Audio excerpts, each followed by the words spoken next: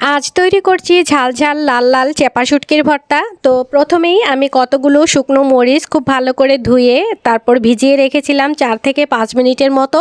এখন আমি শুকনো মরিচগুলো শিলপাটায় বেটে নিচ্ছি। আর এই ভর্তাটা কিন্তু শিলপাটায় বেটে তৈরি করলেই খেতে খুব টেস্ট হয়। পানি দিয়ে খুব মিহি করে মরিচগুলো বেটে নিয়েছি। এখানে নিয়েছি 2টা বড় সাইজের পোয়ার চেপা। আর পোয়ার চেপাতে কিন্তু মাথার অংশে দাঁত থাকে, তো সেই দাঁতগুলো ফেলে দিয়ে খুব ভালো করে পরিষ্কার করে ধুয়ে নিয়েছি।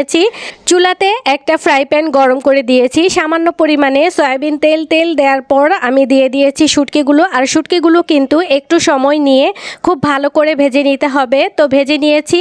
এখন লবণ সহকারে আবারও মরিচের সাথে খুব ভালো করে বেটে মিহি করে বেটে নিচ্ছি। মিহি করে বেটে নেওয়ার পর দিয়ে দিচ্ছি আমি পেঁয়াজ কুচি। এখানে বড় সাইজে 2টা পেঁয়াজ কুচি দিয়েছি। আর পেঁয়াজ কুচিগুলো দেওয়ার পর আদা বাটা করে বেটে নিব। তো এরই সাথে কিন্তু তৈরি হয়ে গেল ঝাল ঝাল লাল লাল চেপা শুটকির ভর্তা। গরম পান্তা অথবা খুদের ভাতের সাথে খেতে অসম্ভব মজা এই ঝাল ঝাল লাল লাল চেপা শুটকির ভর্তা। তো রেসিপিটি ভালো লাগলে একটা লাইক দিয়ে শেয়ার করে দিবেন। আবারও চলে আসবো নতুন কোনো রেসিপি নিয়ে। আল্লাহ হাফেজ।